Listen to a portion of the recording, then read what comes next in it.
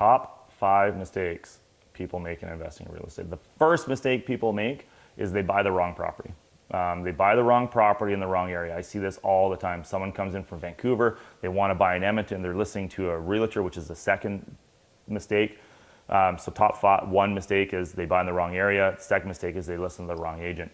So they come from out of town, they buy this unbelievable property in a challenged area, and they think a doctor is going to live there, or their tenant profile isn't defined, which is the third mistake. And so then they have this property, they close on it because they're believing the agent. Now understand agents, I'm not dissing agents at all, there's lots of great ones, but agents get paid a commission to do a sale. So they're at the effect or the benefit of you buying or not buying that property.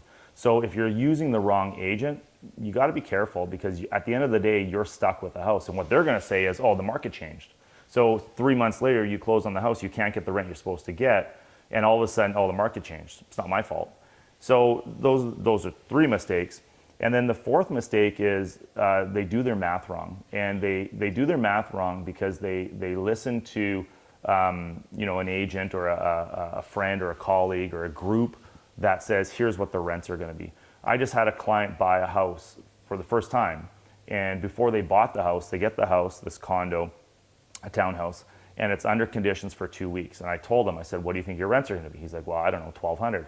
So I said, okay, great, let's go run a ghost ad. So we ran this fake ad for 4 days. And in those 4 days, he got something like 20 hits at $1,300.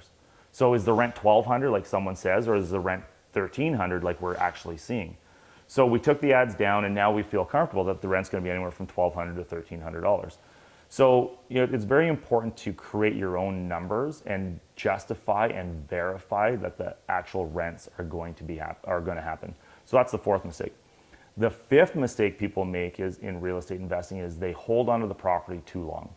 I feel that a property should be held on for 8 years. And I'm not saying sell it at 8 years, but if you have an 8-year flight path of the house, at the 8-year mark, you then can come back and say, okay, review the house. How's this working?